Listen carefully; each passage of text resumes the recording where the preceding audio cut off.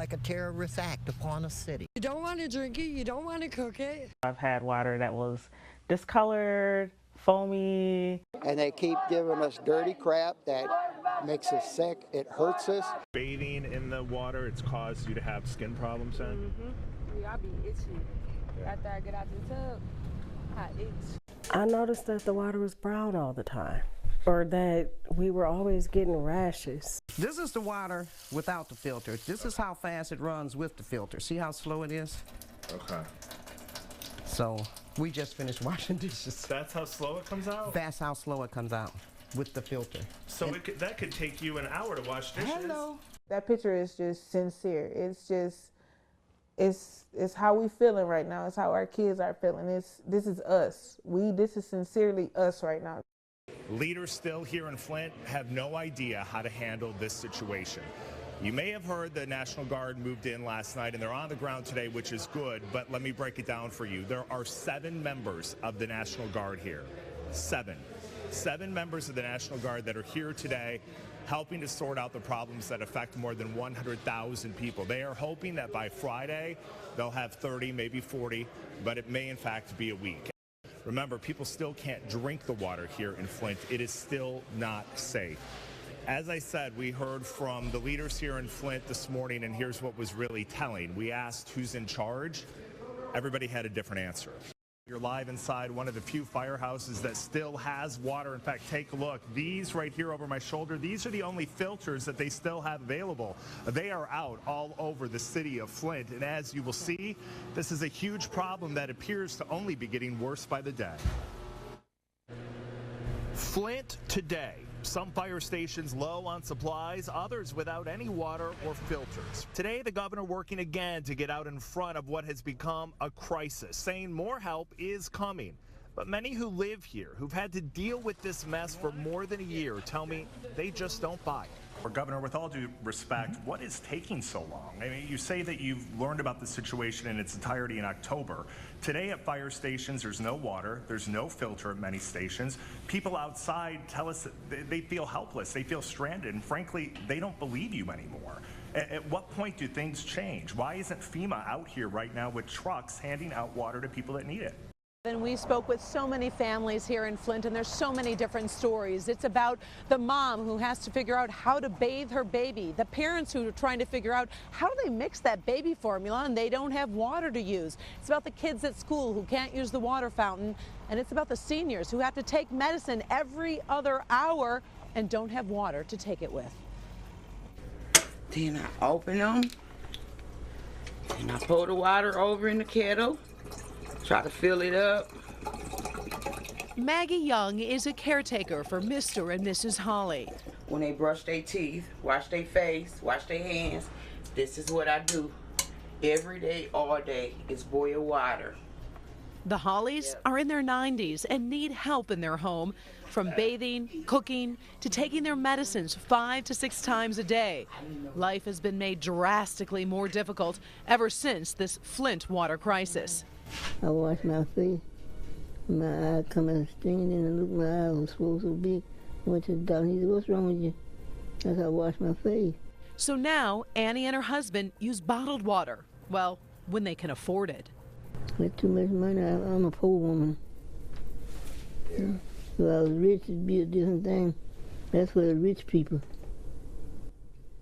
You know, it's a big burden, a real big burden. Meantime, Maggie, the caretaker, tries to do her best for the Hollies, but it's hard. Sometimes when I go down and I put a load of laundry in, you know, I have to wash them like again because they not getting clean like they supposed to with that water. But honey, we just don't know until we get through the door. From the elderly to the toddlers, everyone is affected in this crisis. Across town, 25-year-old Anthony Thompson is busy making his kids oatmeal with bottled water. You got to use water to cook with, you know what I'm saying? We run through like a case of water a day. On this day, Anthony is watching his kids and some of his sister's children. Actually, her youngest 2 have tested positive for lead poisoning. And recently, they've both been in and out of school due to the symptoms, the migraines, mainly my niece Kanasia. She usually have these migraines, and the school calls me or my mom, and we got to go pick her up from school.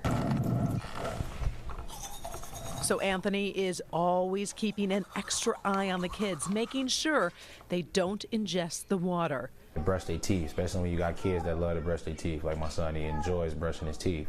You got to use bottled water to rinse it off, to do everything. And now you got to monitor them while they're in the tub to make sure that they're not drinking the water or ingesting the water. Life is difficult and filled with worry for Anthony's family.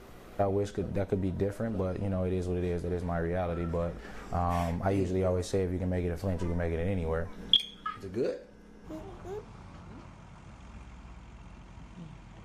Something else to think about, we're talking about all this water that's been donated. Imagine you don't have a car. You can't drive and pick up the water. So many of these families have to use public transportation. So you're trying to hold your toddler, you're trying to carry this case of water, and it's just so darn difficult for them, even when people donate the water, for them to get it physically back to their house. Carmen and Devin, your heart really breaks when you actually see day to day what these families are living through. Davenport's children are 1 and 3. She says since drinking the water, she's noticed issues with their skin and bald spots in the girls' hair. For a while, she says the youngest was sick for reasons nobody understands. And then she been throwing up. And then at first, when I took her to the doctor, they looked at me like I was crazy. The family has since stopped using the tap water. For baths, they do wash-ups, and they use bottled water for everything else. I've been using these to do my dishes because yesterday I just found out I can't even boil this water. It's still not even no good.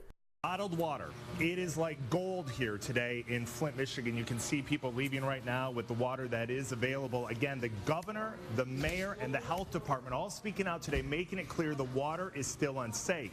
Even though they're back on the Detroit water system, that doesn't change things here. This is the long line for water. It is freezing outside, and all these people can do is wait. Imagine your daily life without clean, safe water. For thousands here in Flint right now, it's a reality. Probably spent between $300 and $400 of my own money on water so far since the crisis. Supplies still low, many firehouses without filters or testing kits. Long lines today, many waiting more than 30 minutes just to get water. When will the people of Flint finally get the help they desperately need? We're not fighting, we're just waiting for some free water. What are they doing? They're not doing anything no more than the governor's doing anything. Good evening to you, Kimberly and Guy, and we are at what is starting to be a full-blooded protest out here. Take a look. We now have, for the first time I've ever seen, an illuminated Arrest Snyder for Flint water. It's all coming together right now. And to give you an idea of how people are feeling out here, take a quick walk with me through the crowd. Can you see the papier-mâché head? That is the governor. You go to different stores, it is a shortage of water. Walmart don't always have water, at least the one on Corona Road. So then you'll spend some time riding around looking, buying it from the gas station. It's going to be overpriced. Today, the health department saying it's safe for children to bathe in this water, even though it may be contaminated. They urge that you just do it quickly. I asked the governor about that. Doctor says it's safe for children to bathe in this water, Governor. Would you let your children right now bathe in this water?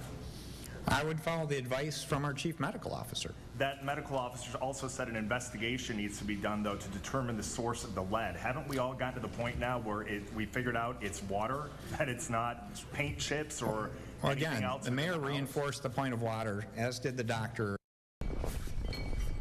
It started early Tuesday morning. Sheriff's House water filters. Months after the water crisis first revealed, the state now getting to those in neighborhoods, delivering water to those in need in Flint. Made me feel great that there's concern about our city, which is kind of sad it had to wait to let it go this far. Mothers, families, the elderly getting much needed bottled water and filters. Have they given you any sort of an idea when you might get more water or filters or? No. We got here at 9 o'clock this morning. Yeah. We had about a gallon of water left. Back in the heart of the city, 3 of the 5 fire stations I visited today, which are the main bottled water distribution centers, ran out. And then when you do come to get service, there's no service, or they always run out. Now, Help Me Hank, Art Van, and Catholic Charities are helping Flint, but we need your help. Just drop off bottled water to any Art Van location in Metro Detroit, Lansing, or Flint. That water will get to those in need. Right now, I want to bring in my colleague, Local 4 Defender Karen Drew, because, Karen, I know you've been talking with your sources, and it sounds like more than a decade ago, people here close to the situation in Flint, when they talked about switching from Flint to Detroit at that point, they knew then there was a potential problem, correct? That's exactly what we found out, Hank. It's very sad, it's very disturbing and shocking. Found out back in the early 2000s, the same exact idea was introduced to city officials to start using the Flint River as a water source. But one former city official tells me what happened next, she'll never forget. Right away, that was taken off the table because it was a health issue. Trishelle Young was Flint's city attorney from 2001 to 2006. She remembers when the idea of using the Flint River as a water source was introduced to city officials as a way to save money. We're a General Motors town, so there were a lot of pollutants, contaminants, not just human waste, but just chemical waste, pesticides, all types of things and pollutants that were in the water that would cause you to have to treat it in such a fashion that the savings would be just really not there because of the level, and also the water plant was not in a condition to actually treat the water properly as a primary source. So when the idea was brought up again nearly a decade later, I'm thinking, you got to be kidding me. All right, now to the Flint water crisis, which has been sparking so much emotion, anger, frustration, also compassion. It really has, Devin, and we are tracking several new developments for you today, from Lansing to Flint to Metro Detroit. Let's get to consumer investigator Hank Winchester. He's leading our coverage, and he's in Flint tonight. Good evening, Hank. Carmen, Devin, good evening to both of you. We've seen some changes here in Flint today. Some more people with the National Guard making their way into the city trying to help those in need. But I'll tell you what is so frustrating right now. We just received an email from the Flint Water Response Team laying out the services that are available, saying you can pick up testing kits and filters at different fire stations. The reality tonight, though, many of those fire stations are still without, and that's why people here are so angry.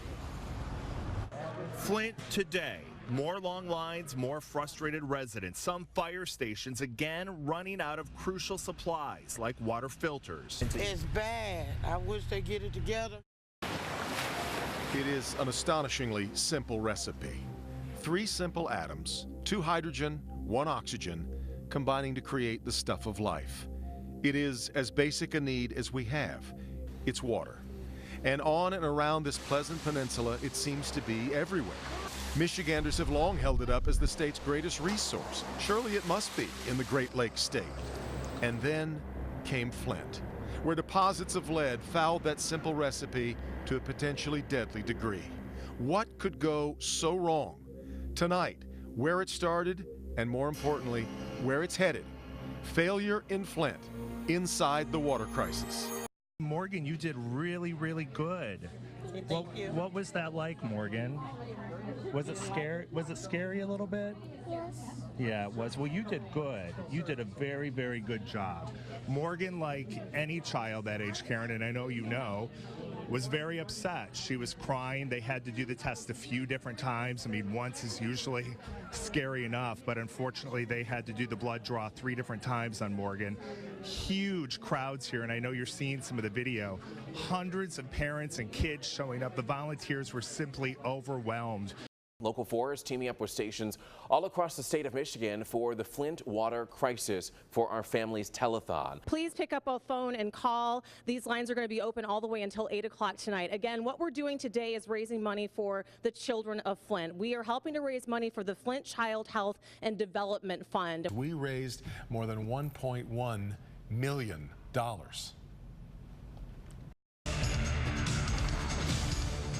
And I know that if I was a parent up there, I would be beside myself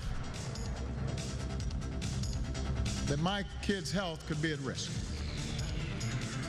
And that's why over the weekend I declared a federal emergency in Flint to send more resources on top of the assistance that we've already put on the ground. The president's first public comments a short time ago on the crisis in Flint came here in Detroit. And meanwhile, in fact, we've just received the Flint emails Governor Snyder promised last night during his State of the State address. Let's bring in Defender Kevin Dietz, who is live in the newsroom. More than 200 pages to go through, Kevin. I know you haven't gotten through all of them yet, but what do they say so far? That's right. What did the governor know, and when did he know it? The defenders are going to go through each and every of the 274 emails released today to find out exactly that. They were just released a little after 4:30 today, and already we found interesting emails. This one all the way back on February 1st, when the governor was in the email chain where it's clearly stated that the quality of the water in Flint is a high-profile concern. And then, just as recently as September 23rd, another email that goes to Governor Rick Snyder, this one from his chief of staff, that says, I think they're playing politics, that this may be a political issue. And he goes on to say, and let me show you a full screen here because I want you to see what they're saying here. The chief of staff goes on to say, I'm not sure how much background you need on all of this, so I don't want to flood you with stuff. Then, just a few days after that, the governor says he's in a sit-down meeting and he finds out everything. Let's listen to the background story on this. Now to our other big story this afternoon. Anger and finger-pointing ruled the day in Washington as the latest round of hearings over the Flint water crisis began. It has been quite a day in the Capitol. One of the main targets, former Flint emergency manager Darnell Early. Let's get right to Kevin Dietz, who's in Washington. He's been following things there today. And Kevin, Early seemed pretty nervous as those hearings began. He was very emotional, and for good reason. Members of Congress had some very tough questions for him today. You know, you get these members of Congress out in the hallway, and they'll tell you what they really think. And what they think is that the people testifying today from both the state and federal agencies are not telling the whole truth at these hearings. Former financial emergency manager Darnell Early answered every question, and he stuck to his script, saying state and federal officials told him the water was safe, and that's why he did nothing. The point is simply this: the city of Flint did not have the money. Nothing was done to protect Flint's children. As tempers flared inside the congressional hearings on failures in Flint, some in the audience wanted to be heard. Flint families who drove through the night to the nation's capital to see the hearings firsthand. They're not happy. We need accountability at this point, and we need the pipes replaced, and we need clean and safe drinking water. They're covering their butts. It's all about the money. It's money over lives, and that's ridiculous. Governor Snyder was in the hot seat for hours today. He was publicly scolded by members of Congress. He was asked to resign, and he answered questions under oath. Don't you have a moral responsibility as the governor of an administration that failed and poisoned its own people? Don't you have the moral responsibility to resign? Governor Snyder hearing it from members of Congress. Did your chief of staff, who I assume reports directly to you, your right-hand man, did he tell you these concerns urgently needed to be fixed in October 2014? Did he tell you that? I don't recall. I recall during that time period we had issues, and we discussed issues about color and odor of the water. There was also a concern about E. coli. Breaking news. Michigan's Attorney General files the first criminal charges in the Flint water crisis. They failed. They failed in their responsibilities to protect the health and safety of families of Flint. And now this crisis moves from the court of opinion to a court of law to find out what went so wrong. And here are the faces of two of the three men charged, being arraigned in a Flint courtroom just a short time ago. Each faces a list of felony charges ranging from evidence tampering to conspiracy. Hank, it was a very big day there in Flint. Carmen, it certainly was. It was a huge day in Flint, especially for the people who've been dealing with this crisis for almost 2 years now. The president talking for almost 50 minutes. He had a teleprompter, but clearly went off script a few times. The moment that drew the biggest applause from the audience, when the president simply asked for a glass of water, and then he raised that glass of filtered water from Flint and drank it here before the crowd. This was an opportunity for the president to lay out the plan for the future, a future that involves solving the crisis right here in Flint. Air Force One touched down at Flint Bishop at 11:42 Wednesday morning. The president met by the governor and the mayor of Flint. First stop, the food bank of Eastern Michigan. It's here, we're told, where the president learned about the nutrition and education programs available for Flint children. It's right here, though, at Flint's Northwestern High School, where the president will get to mix with the people.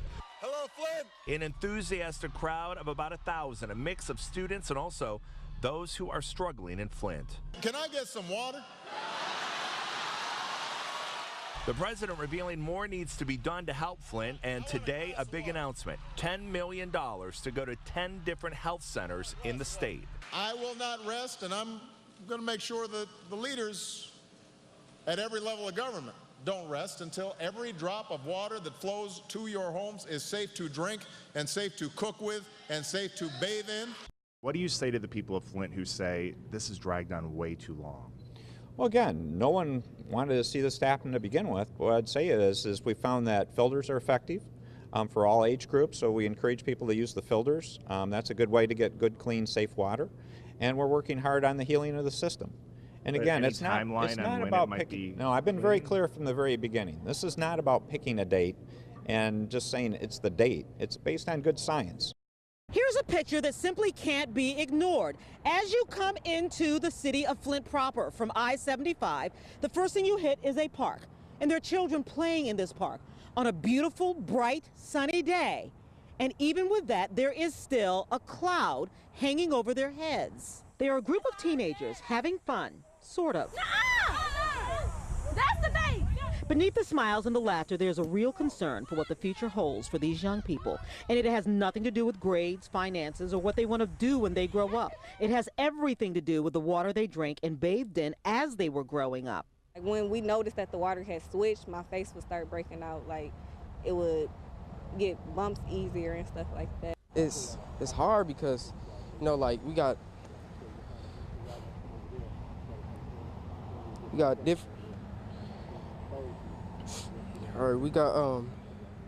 It's just hard to see the people struggle. It can be an effect with our 14-year-olds. By the time they're 18 and get ready to go to college, it could be a learning disorder there. They didn't bring a kitchen sink, but a volunteer social worker did come toting a kitchen faucet to demonstrate to the court the challenges residents face installing and maintaining filters needed to make their water safe to drink. 50% of the houses that we see, over half the houses we see, have filter issues or no filters or having no problem using their filter, absolutely. And we think that's a very conservative number. Darnell Early stands before a judge in a Flint courtroom. The former Flint emergency financial manager now officially charged in connection to the city's water disaster. Arraigned on false pretenses, conspiracy to commit false pretenses, misconduct in office, and willful neglect of duty while in office. Darnell Early is the 13th person to be charged in the criminal investigation. Investigators say he won't be the last. There are some people out there right now who know that they've done wrong, and they know we're coming after them. They're not going to have a very Merry Christmas. We come to you tonight live, digging into the Flint water crisis. Consumer investigator Hank Winchester has been here since the very beginning. It's all about the people of Flint. I don't think that we'll ever fully be able to trust the government. Still afraid to touch the water. You're going to see people charged in this case. It's about the psychology of this situation every day. When your heart really breaks, when you actually see day to day what these families are living through. And you know, as a parent, and we both are, I can't imagine the enormity of having that kind of weight on your shoulders every day.